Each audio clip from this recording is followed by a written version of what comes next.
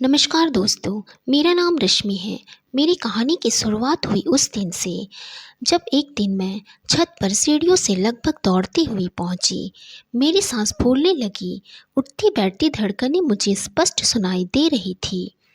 गर्म तन पर जब बारिश की बूंदी पड़ी तो मैं सिहर उठी।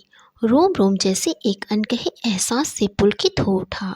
मुझे लगा अभी मेरे पति रोहित जी आएंगे और टीवी सीरियल के हीरो की तरह आकर मुझे अपनी बाहों में कस लेंगे। इसी खूबसूरत एहसास को महसूस करते हुए मैंने सारे कपड़े तार से उतार लिए। इधर नीचे रोहित जी ऑफिस से आने के बाद टीवी देखने में मशगूल थे। मैं कपड़े दोनों बाहों में भर कर नीचे ले आई। एक उछली नज़र से रोहित जी ने मेरी तरफ देखा और फिर से टीवी स्क्रीन पर नज़रें चिपका ली। मुझसे अच्छी हर चीज़ है, चाहे अखबार हो, टीवी हो या किताब। मैं मन ही मन बड़बड़ाई। फिर मैं रोहित जी के पास जाकर थोड़ा सट कर उनके पास बैठ गई। तभी जेठानी का बच्चा आ गया और कहने लगा, चाचू आज मेरे लिए चॉकलेट नहीं लाए। मेरे पति रोहित जी ने बच्चे से कहा। अभी चल रहा हूँ कहते हुए रोहित जी बच्चे को गोद में लिए और बाहर निकल गया बच्चे को चॉकलेट दिलाने। मैंने गहरी सांस लिया और मेरे मन के रोमांटिक भाव काफूर हो चुके थे। फिर भी मेरा मन मेरे पति रोहित जी के पीछे दौड़ने लगा। कितने सपने देखे थे मैंने पति के लिए कि विवाह के बाद रोहित मेरा बहुत ख्याल रखेंगे, मुझ पर किसी फिल्मी दीवानी प्रेमी की तरह जान छिड़केंगे, बिल्कुल उसी नीले बड़े घोड़े वाले राजकुमार की तरह जो अक्सर मेरे सपने में अपने घोड़े पर मुझे बिठाकर दूर खूबसूरत वादियों में घुमाने ले जाता और उसके केसुओं की छाँव में बैठकर मेरी नज़रों से नज़रें मिलाकर ना जाने कितनी ही अनसुनी बातें कर जाता। पर क्या करे, वो एक सपना था। फिर एक दिन मेरी सास ने मुझे कहा, बहू आज खाने में कुछ हल्का सा बना लेना, ज़्यादा गरिष्ठ भोजन ठीक नहीं रहेगा रात में।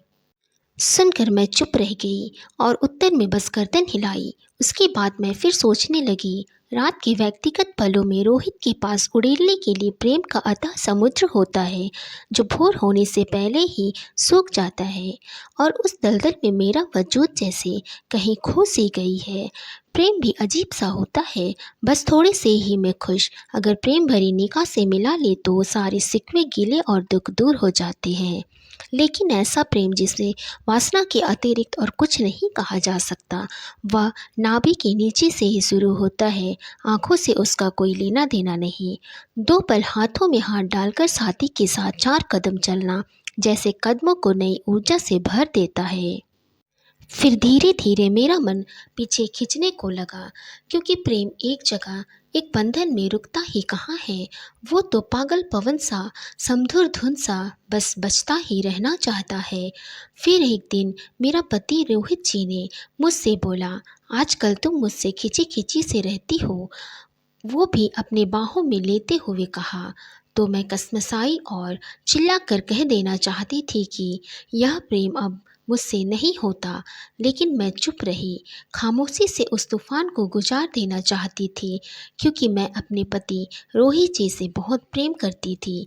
सच्चा प्रेम भले ही उसका प्रेम के अनुरूप ना हो। फिर रोहित जी ने कहा, तुमने कभी पूछा नहीं मुझे क्या पसंद है।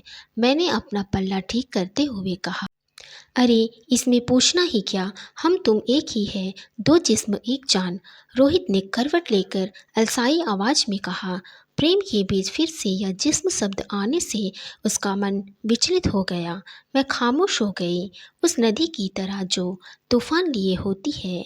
और खामोशी भी, सबकी अपनी अपनी परिभाषाएं हैं प्रेम की, लेकिन क्या निर्वाह करना अपने प्रियतम से प्रेम है या कुछ नहीं। धीरे धीरे मैं 2 बच्चों की माँ भी बन गई, उसी वासना प्रेम भरी प्रेम से।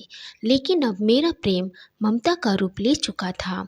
अब मैं किसी प्रेम की तलाश में नहीं रही, क्योंकि आकर्षण समाप्त हो चुका था और प्रेम तो रोहित जी की तरफ से कभी था ही नहीं। अब बस मुझे मेरे दोनों बच्चों की फिक्र है। दोस्तों, आप लोगों को मेरी ये कहानी कैसी लगी, कमेंट करके ज़रूर बताइए।